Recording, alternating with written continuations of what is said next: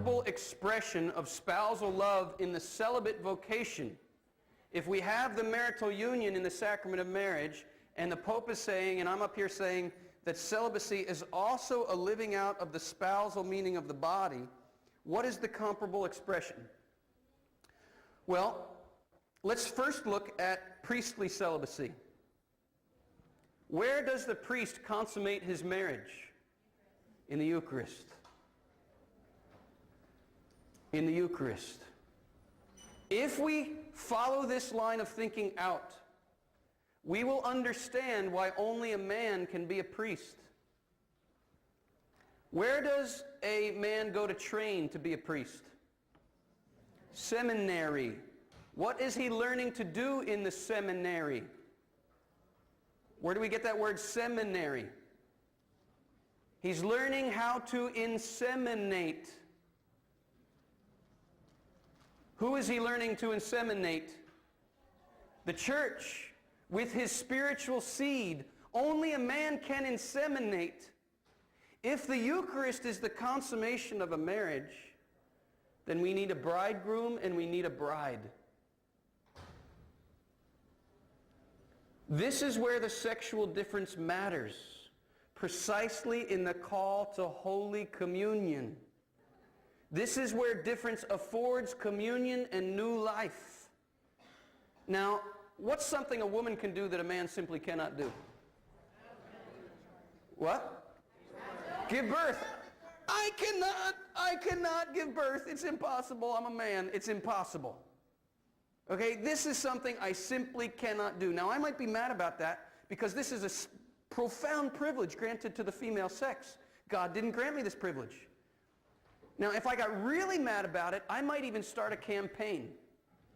Men for pregnant men. I could petition the Pope to allow me to be pregnant. And what would the Pope tell me? He would say, I cannot change the design of the Creator. What's at least one thing a man can do that a woman cannot do? Impregnate. It's impossible. Is there any woman in here who ever got a woman pregnant? It is impossible for a woman to inseminate. It is impossible for a woman to give up her body in such a way that she impregnates another. It's impossible. This is where the sexual difference matters. Now, when a woman says, I can be a doctor, I can be a lawyer, I can be a politician, I can be an astronaut, she's right. She can. There's nothing in femininity that keeps her from that. But here's the point. Priesthood is not a career choice. Priesthood is spiritual fatherhood. And here's where the sexual difference matters. For a woman to attempt to confer the Eucharist, the relationship is now bride to bride. And there is no possibility of Holy Communion. And there's no possibility of new life. The spousal mystery carries the whole way through the Christian mystery because Christ is the bridegroom giving up his body for his bride. Now, what about the bride? I'm talking about how a celibate priest is consummating a mystical marriage. How about the bride? How does a celibate woman enter into this consummation? Any thoughts?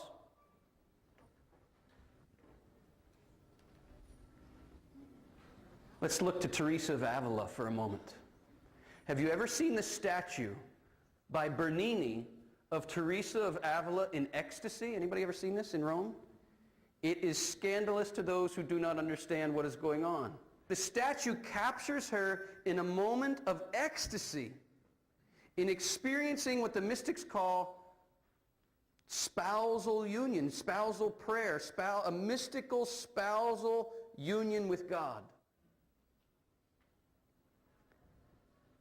Tell a little story here. There is a modern day mystic, a Carmelite nun, who was giving a lecture on this experience of spousal ecstasy with God.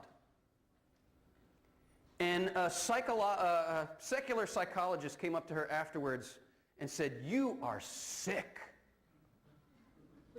He said, "What you really want is sex, but you're disguising it with all this prayer, mystical, spousal union with God stuff." And she very calmly but very firmly responded, "Oh no, I beg to differ. What the world really wants is spousal union with God, but it's disguising it with all this sex." Do you see how in that very pointed statement, she's flipping the Google paradigm around? You following me? What people are really looking for when they go to sex, what the woman at the well was really looking for when she was in bed with all those men, she was really looking for Christ the bridegroom. Why was Christ so compassionate with sexual sinners, especially women? Could it be because he knew they were looking for him